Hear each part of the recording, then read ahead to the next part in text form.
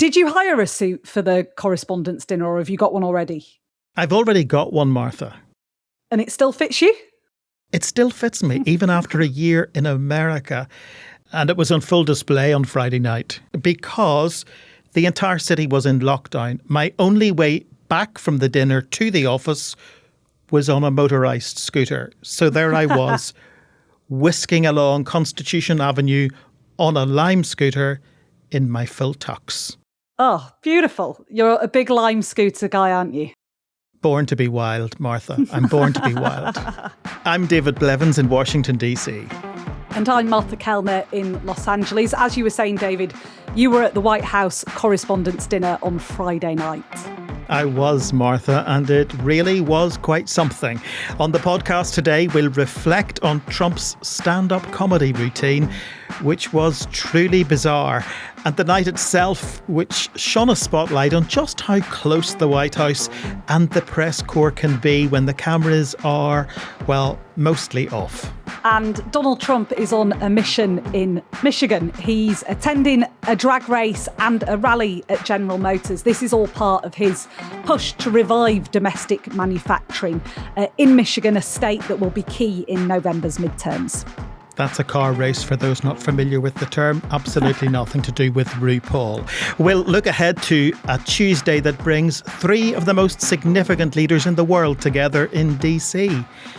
And why is Joe Biden talking about Gaelic football? We'll explain. So, David, you were up at 4 a.m. on Friday night. Yeah, sounds like I was out clubbing. Yeah, not at the club. Never say never, though, Martha. I guess you were at a sort of club. You were at the White House Correspondents Association dinner, which is an annual event, but it happens to be the second time that it's been held this year. The first one, which you were also at, dramatically curtailed by that shooter incident. That's right. A gunman ran into the hotel lobby where the dinner was being held back in April. There were gunshots. Trump and his cabinet, all of whom were invited, as is tradition, were rushed out of the hall, and the suspect was apprehended, but the dinner postponed. So take two on Friday night, David. Different venue this time, the Waldorf Astoria Hotel. Around 700 journalists in attendance, which is a much smaller crowd than were at the original event. And I assume the security was tighter this time round too. On a completely different level, Martha. I didn't get into the building without a QR code, a wristband. I had to have government-issued ID. That's before I even reached the airport-style metal detectors. I'd received about 10 emails from the organisers before the event with a host of security information. And I suppose it really makes you realise how lax security was the first time around. What was the atmosphere like, David? I saw that you were sitting on the front row. You were alongside legendary CNN presenter Wolf Blitzer, which kind of explains what sort of an event this is. It's the very upper echelons of American journalism and American politics. How did it feel in there? It was a much more intimate event, as you explained, just a quarter of the number present who had been present back in April. But in the build-up to it, there was a very real sense of anticipation because this was Donald Trump's first time to attend the White House Correspondents Association dinner as president. He never attended during his first term. He didn't attend last year. So people were interested to see how it would play out. And I have to say, the food was very good, Martha. We got lobster and beef, a bit of surf and turf. Oh, I love it. I love it. One of the other famous faces attending the event was Caitlin Collins, who is a presenter at CNN. She knows Donald Trump very well because she's worked her way up the ranks, now a presenter of her own show, very well connected, bullish in the way that she covers this administration. And she is clearly someone who continues to get under the skin of Donald Trump. And he is rude to her frequently. Yeah, rude and misogynistic, you could say. He's often commented about her not smiling enough. I have to say she had a beaming smile when receiving an award on Friday night, but it came as no surprise when Donald Trump stood up to deliver the keynote speech that he took a dig at her again. But I want to personally congratulate CNN's Caitlin Collins on receiving her award. It was all about me. It's a fake. She shouldn't get the award. It was a fake, but I didn't mind. I said, Caitlin, congratulations. But it was fake. There's no question about it. But she's a young, attractive woman. She never smiles. I said, Caitlin, do you have a smile? Smile. You have a nice position. You're at CNN Fake News. You should be a happy person. So smile, Caitlin. Just smile. Yeah, I watched the clip of this, David, and was not surprised at all because Donald Trump is nothing short of obsessed with Caitlin Collins. And it really is quite weird how he is so concerned about whether she smiles or not. And it's just the latest in a long line of insults that he's levelled mainly at female reporters, often concerned with their looks. You know, he said on Air Force One, he told a reporter to be quiet, piggy. He said to NBC presenter Kirsten Welker, you're either crooked or stupid. He called a New York Times female reporter ugly inside and out. He is, bizarrely concerned with the way female reporters look, and it's usually in reaction to critical coverage of him and the policies that he's instituted. And, there is a case to be made for some of these news organisations boycotting this event, but most of them did still show up, right? Yeah, it was very well attended. Because there is this sense of obligation, and that's something we'll talk about a little later, how this event brings together the two unlikely sides of the same coin in many ways, the administration and the upper echelons of the media in Washington, D.C. And we should probably explain a bit of context behind the president's speech at the White House Correspondents Dinner.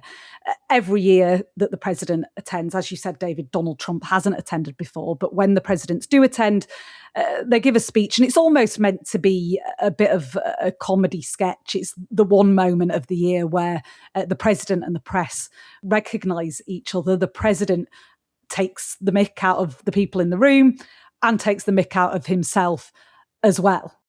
Yes, an opportunity in many ways for the president of the day to show a bit of self-awareness, to be self-deprecating. But of course, we all know Donald Trump doesn't do self-awareness. He doesn't do self-deprecation. So instead, he resorted to mean jabs that he thought would be funny, but just weren't funny at all. I had a friend visiting Washington over the weekend, and he noted that the president had name-checked at least 50 people during that speech. Everyone from Joe Biden, Barack Obama and Kamala Harris to, now wait for it, Bette Midler, Bruce Springsteen and Rosie O'Donnell. The list goes on and on and on. Yeah, his press sec, Caroline Levitt, had said that the speech, in her words, would be unifying yet vicious and serious yet hilarious all at the same time. Now, it not only was it not hilarious, it barely registered a wry smile in the room, did it? It was unfunny in the extreme. Yeah, you could hear a pin drop at several points through the evening. A tumbleweed moment really repeated over and over again. And I came away with this sense that at some point there must have been a group of White House staffers sitting in a room writing this speech, laughing about how hilarious it would be. And it turned out they were completely wrong, because people did not at all receive it well when he was insulting all of the people on this list, and certainly when he was insulting people like Caitlin Collins in the room. Yeah, Caitlin Collins, for what it's worth, hasn't responded directly to Donald Trump's comments, but she did post on Instagram about the evening. She said the best part of the night was, in her words, reminding everyone why the First Amendment and asking uncomfortable questions that people in power don't like matters. And those jibes from Donald Trump came after Donald Trump was forced to shake Caitlin Collins' hand when she went up onto the stage to receive that award. Yes, those awards really produced for many people the most noteworthy moment from the entire event. a team from the Wall Street Journal was presented with the annual Journalism Award for Courage and Accountability. And that was for work they had done that resulted in the publication of a letter to Jeffrey Epstein, a letter that appeared in the paedophile's 50th birthday book, a letter that appeared to be signed at the end by one Donald Trump. The note had a drawing of a naked woman and it said, "Happy birthday and may every day be another wonderful secret." Donald Trump, of course, denies that he was the author of that letter. And interestingly, he is currently in legal proceedings against the Wall Street Journal for that very article, which they were recognised with the award at the White House Correspondents Dinner. And this is interesting because I saw some commentary from Peter Baker, who is a veteran journalist for the New York Times. And he pointed out that the New York Times doesn't routinely attend the White House Correspondents' Dinner, hasn't for years, stretching back to the Biden and Obama administrations, because he says the executives at the newspaper deemed it too uncomfortable to have them in that cozy-ish style environment. But he pointed out that, you know, just last week alone, on Tuesday, Donald Trump's lawyers were in court in a lawsuit against the BBC for their coverage of him and the administration. On Wednesday, Trump's lawyers were in court again in a lawsuit against the New York Times. Thursday, they were back in court again, different city, but also against the New York Times for different reporting in a separate case. And, you know, he pointed out there is a question about attending that event as a news organisation, given that Donald Trump is someone who considers any reporting that's remotely critical of him and his decisions to be tantamount to treason. You know, it is an unusual environment, isn't it? It certainly is. And the story of that letter in the birthday book actually saw Trump file one of those lawsuits, a multi-billion one, against the Journal for publishing that letter. And in the process of filing that multi-billion-dollar lawsuit against the Journal for publishing that letter, he revealed the address of Khadija Safdar, one of the reporters on the story. She and her family had to relocate due to fears of retribution from Trump supporters. Trump also kicked the Wall Street Journal off Air Force One, and yet he had to stand up on Friday night and shake the hand of Safdar and the hand of every other journalist involved in that story. So humiliating for him, and I have to say, utterly surreal for those of us in the audience. Yeah, exactly. I also saw the clip of Caroline Levitt patting the president on the arm sympathetically as Wolf Blitzer, the CNN presenter who we mentioned earlier, new mate of yours, read out the successes of the Wall Street Journal reporters. You were there, David. Did any of these jokes land, amid all of the snide remarks? Honestly, Martha, I could probably count two. There was one quite good joke about CBS and Barry Weiss. There was another joke about the Health Secretary, Robert F. Kennedy Jr., having run over the cow on his way there that we had just eaten for dinner. But a lot of them fell terribly flat. It really proved that Donald Trump can't handle not being loved and adored on stage. I do think we need term limits in Congress. I think term limits are very important because I see what's happening. The other day, a senator I knew got a text, a great guy, from his wife. And she said, when you get home, I want to have you immediately come up the stairs and make love to me. And he said, I can't do both. You know what? In other words, can't go up the stairs and make love. Does anybody get that? Well, I thought that was actually pretty good. That was actually the only thing I thought was good in this whole frickin' stupid speech that they wrote. That was the only good one, and that went down with not exactly great laughter. I think, in other words, you can't go up the stairs and make love, too, So we're looking for term limits. Does anybody understand this stuff? So there you are. If you have to explain the joke, you're in trouble. He kept asking over and over again who wrote this speech because he realised just how flat it was falling. I can hear a smattering of laughter there, David, but I imagine also a lot of wine had been drunk. So maybe that contributed to a few journalists being kinder than they might otherwise have been. There were also these pictures I saw of NBC journalists together with Stephen Miller, Donald Trump's deputy chief of staff, who is particularly vitriolic towards the press, and they're laughing and joking together. And yeah, I think, understandably, that has infuriated some people, because this is a dinner to celebrate the First Amendment, and yet some people spent the dinner ingratiating themselves with an administration that has sought to destroy the First Amendment and the concept of the freedom of the press entirely. Yeah, and Trump toyed with all of that too towards the end of the speech.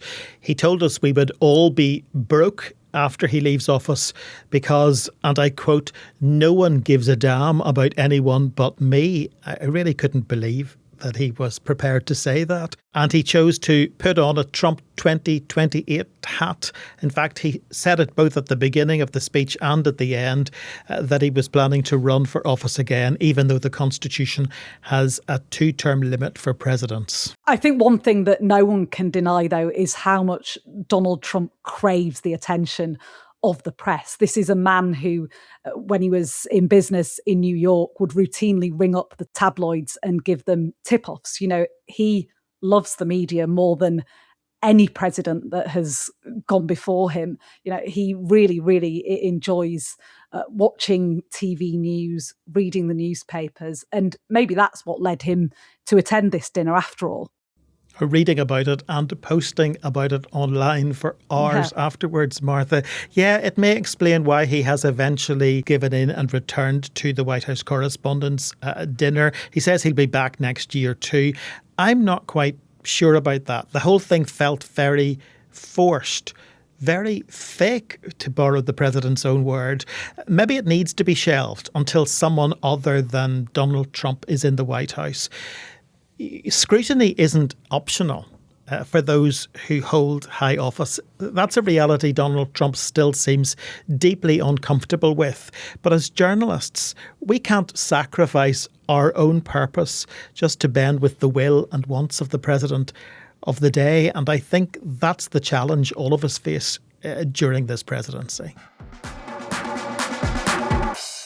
So Donald Trump was in Washington, D.C. on Friday night and over the weekend. But by Monday afternoon, he was in the Wolverine state, Michigan, which is a major swing state and key battleground in November's midterm elections. And remarkably, we are now just 98 days away from voting day. Yeah, Trump is in Michigan to tour a General Motors factory. The state is a big car manufacturer and has felt the strain from tariffs and a tough economic climate, which of course has affected imported cars and auto parts. It's also the home of a big Democratic Party race, which could shape the future of America's left wing. There's a Senate race in the state as Republicans and Democrats eye up the seat Democrat Gary Peters is vacating. Yeah, Mike Rogers is the Republican candidate. The Democratic Party still has to vote on whether it will be epidemiologist, disease specialist Abdul El-Sayed or Congresswoman Haley Stevens to represent them in November. Voting for Democratic Socialist El-Sayed would be a massive statement, a decision that could indicate the Democratic Party is moving closer and closer to the Zohran Mamdani wing of the party. Stevens, on the other hand, is much more centre-left as a candidate. She would represent a more status quo option. Either way, Trump's GOP has a challenge on its hands, whichever candidate it is. And so he's in town, I think, to rally support. And in so doing, as we said earlier, he's gone to the drag. Sadly, no sight of Donald Trump in stilettos, though. This drag race is a type of car racing that we'll actually see in Washington, D.C. next month. Yeah, we've had the UFC. We're now going to have the drag racing. August 23rd is the date. I'm sure you'll be in attendance, David. I hope to be on the other side of the Atlantic, but that's another story. If anyone doesn't know, drag racing is an IndyCar race, and it's basically America's version of Formula One, although a slightly lower budget version. And it will go through the streets of the capital. It's yet another celebration of America's 250th birthday. Yeah, I hope to be on holiday, and I'm very relieved, Martha, because the cars are slated to come right down the road where I live. And so I'll be glad to not be in my apartment. But I can already see the stand that has been erected on the Washington Mall. You remember how it was filled with all the paraphernalia for the State Fair recently? Well, there's now this huge stand blocking the view of the Capitol building from the monument. I have to say it's been quite a summer for tourists in this city, doing detours around all of the usual sites in order to get a proper look at them, if at all. But when it comes to changing or redefining the aesthetics in DC, it seems Donald Trump really can't help himself. David, before we go, we should mention that Tuesday is a very significant day in Washington, DC. Yes, we have Volodymyr Zelenskyy, the president of Ukraine, and the Israeli Prime Minister Benjamin Netanyahu joining President Trump in the pews of Washington Cathedral for the funeral of Senator Lindsey Graham. Yeah, Graham was a staunch supporter of both Israel and Ukraine, a close ally to Zelenskyy and Netanyahu. Just the day before he died, he'd been with President Zelenskyy. Yeah, in addition to the funeral where Trump will give the eulogy, so brace yourself for that, Zelenskyy and Netanyahu will have meetings with the US president at the White House. And of course, this all comes at a time when wars are raging in both Ukraine and Iran, and America has a role in both. Yeah, so there'll be a funeral and bilaterals, both of which I'm sure will produce some news. David, you and James will be primed for a quick take podcast, should we need one. We will. Until then, I'll be listening to the commentary of the All-Ireland Gaelic football final, Martha, between County Mayo and County Kerry by Midwest Radio. There's 5 seconds to go! Yes, and the foul is unclear! Thank you, referee! The famine! Yes! The famine is over! The famine is over! The curse be damned! Hit the nuclear button! No! Yeah, I've seen the end of the game on X, David. It's gone viral.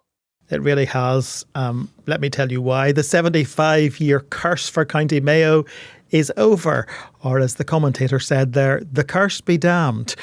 What I've really enjoyed over the past 24 hours since Mayo's historic win are all the politicians who've come out to declare their Mayo roots. And not just politicians, Oasis, as well as the Canadian Prime Minister Mark Carney, all loudly and proudly declaring their Mayo heritage and congratulating the team. All the glory hunters coming out of the woodwork. There was a message from Joe Biden as well. He wrote online, Mayo for Sam, which is an Irish chant, I'm told, that he first shouted when he visited his ancestral home in Ballina. His mother's grandfather was Irish from County Mayo. Yes, she was one of the Finnegans, and Sam, by the way, is a reference to the Sam Maguire Cup. That's why the chant is Mayo for Sam. American politicians are desperate, as we know, Martha, to hang their hat on anything Irish. I've said this before, but it's because there are 10 times more Irish people in America than on the island of Ireland. That's a huge vote. 23 of the people who've served as US president had Irish ancestry.